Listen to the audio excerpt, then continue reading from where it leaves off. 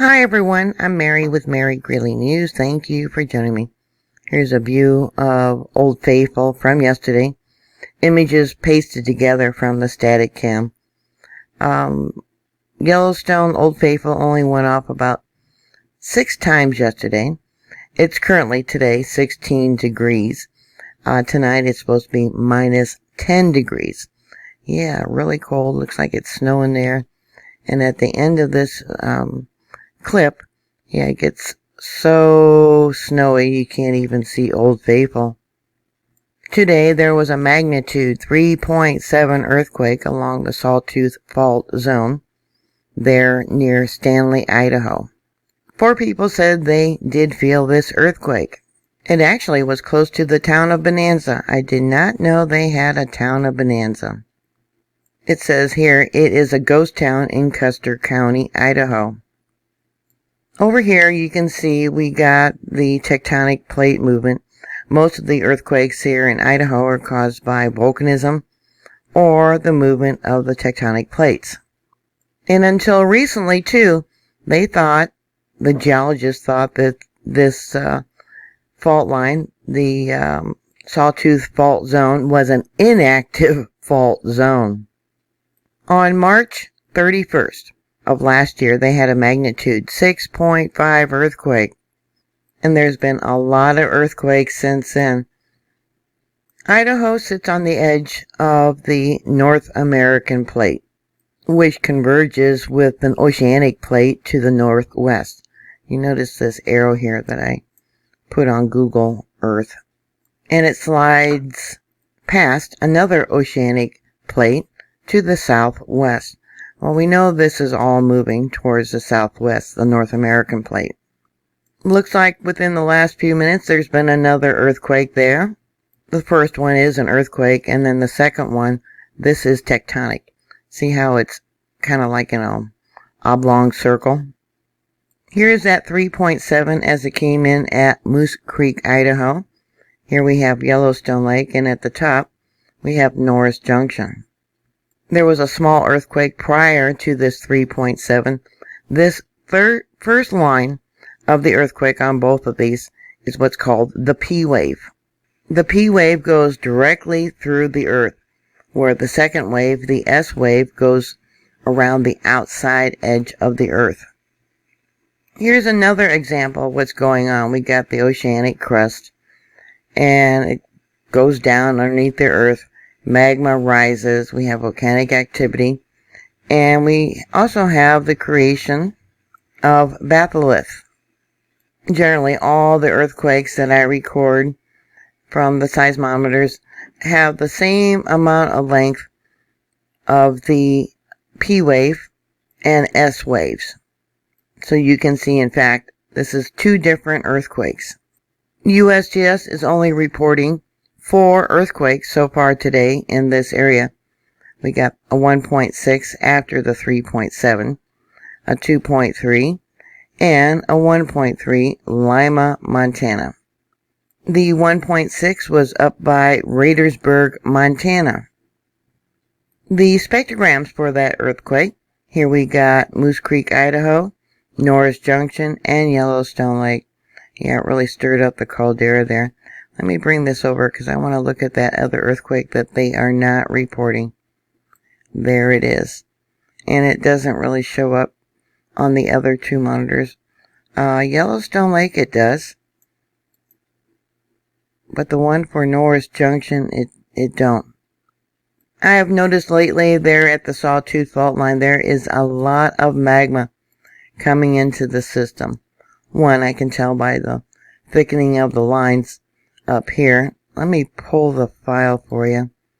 It doesn't really show up, does it? Now you know that the magma's coming in from 2 different directions there to the Yellowstone Caldera.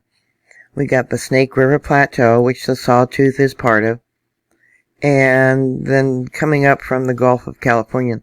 But I noticed this prior to that 3.7, all these earthquakes. This here again is Moose Creek, Idaho, and this is Yellowstone Lake. These all have P waves, or just about all of them. It's kind of hard to tell with some of the smaller ones, but They all have P waves, which are about the same distance on this chart. This is Moose Creek, Idaho's monitor. This here is the monitor for Yellowstone Lake. Let me pull it over. See, there is a P wave. You can hardly tell. That one's tectonic. But these are earthquakes. That one's probably a tectonic earthquake. And that one caused by the movement of the crust of the earth. That is not. And that one is not. So I have noticed that we got magma coming in. We got drum beats. We got the pulsation of the magma coming into the system. I extracted it from there, and we'll go back another 4 hours. And you'll notice, yeah, look how thick those lines get. Look at that. Yeah, boom, boom, boom, boom. Let me zoom into this. Make it larger. And we'll extend the horizontal on it so you can see it.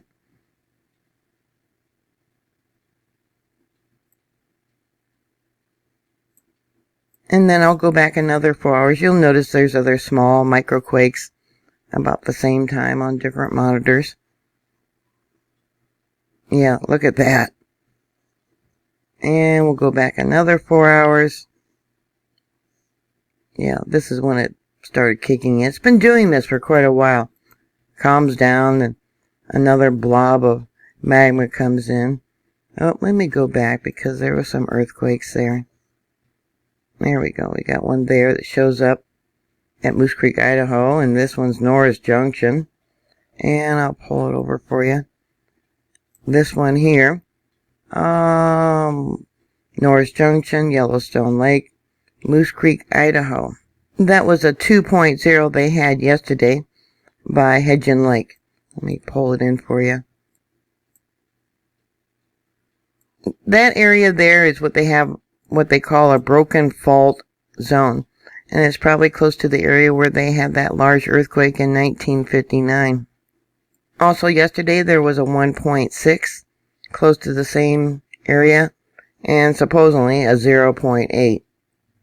I didn't pull files going that far back, but I wanted to look at some of these that are in red.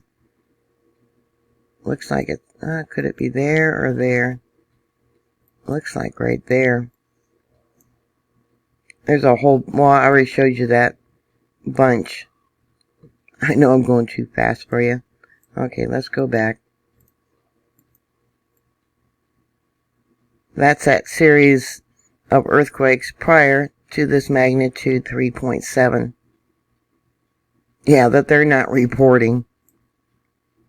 And over here on the right is Yellowstone Lake as those earthquakes recorded. Like I said, it comes in from the Snake River Plateau, goes under the ground, comes up on the eastern side of Yellowstone Lake, goes under Yellowstone Lake, and then comes up at the Madison River North Geyser Basin. And then there's the earthquake signatures. I'll show you Yellowstone Lake first. And then we'll move across here at Moose Creek, Idaho.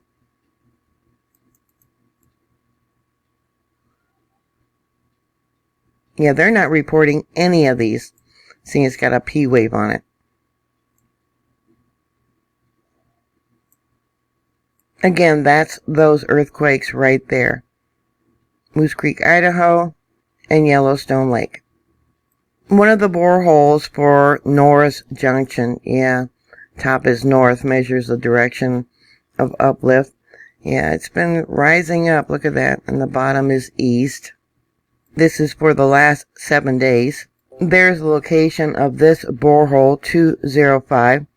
We got 207, 208, 944, and 206. But I want to give you an example. This is Madison River's borehole. And it shows how it's a deep well under the ground with a cap of cement at the top so it does not pick up any outside noise. The seismometer is 661 feet under the ground, and the strain meters, which I've talked about before, they are 681 feet under the ground. So I'll make that larger for you.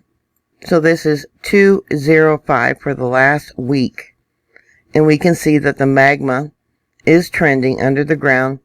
And we got, see how it spurts of uplift?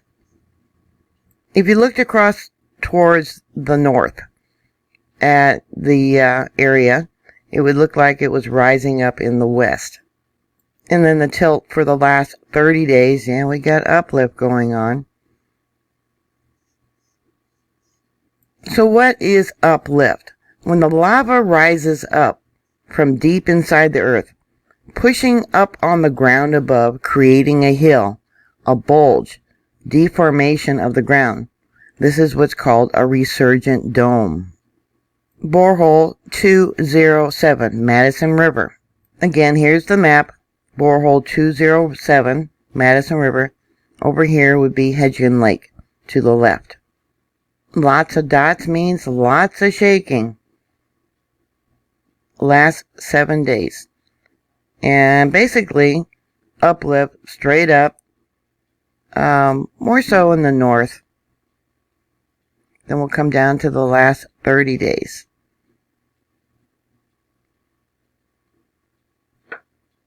Borehole 208, Yellowstone Lake. And you know the lake is tipping. Yep, one side, it's rising up. The other side's going down, so it's got flooding going on. There's the location for that monitor, which is at the fishing bridge, the northern edge of Yellowstone Lake. Again, lots of dots means lots of shaking. And this is the disk. And then we'll come down to the last 30 days.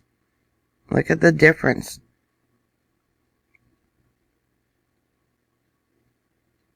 The borehole for Grant 944.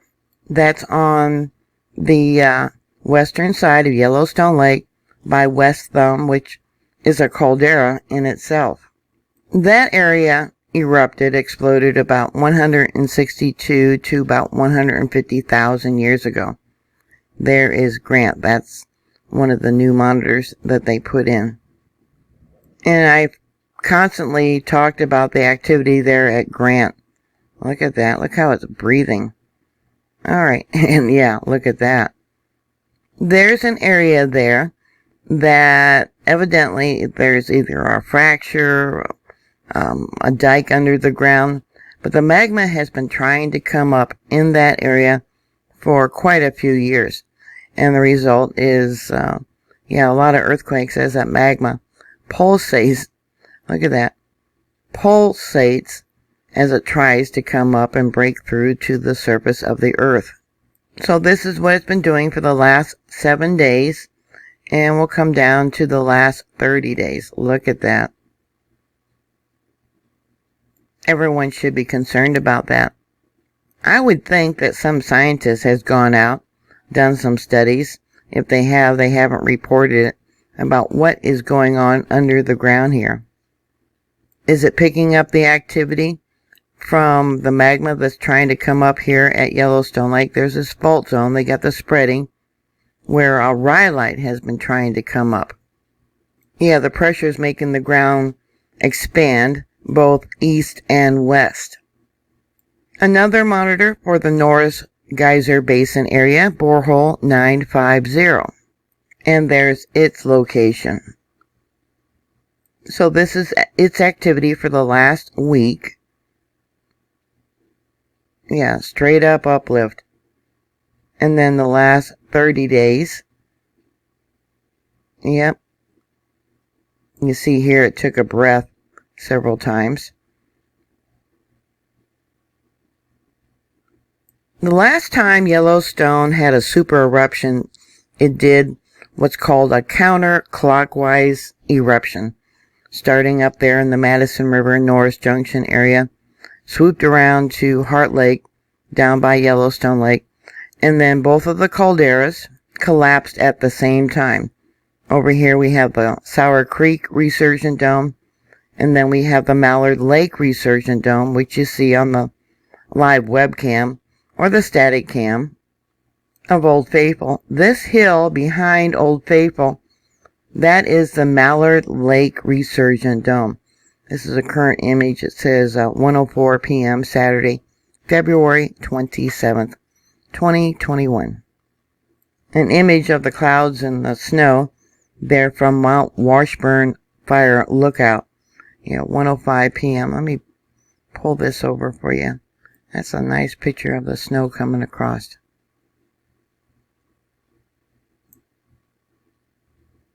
Another view of Mount Washburn Fire Lookout, southwest view. Yep, their live webcam still isn't working, so all we have is what they call static images. On this same page, I'll give you a link to it. It'll be down below where it says more information. This is the Mallard Lake Resurgent Dome. I'll pull it over. There you go, and there's Old Faithful. Yeah, that's being pushed up. The ground is rising up because of the magma.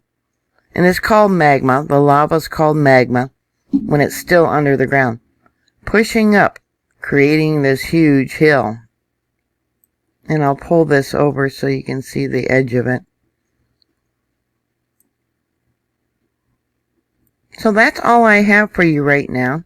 If you have any thoughts or comments or questions, please put it down below. Thank you for watching.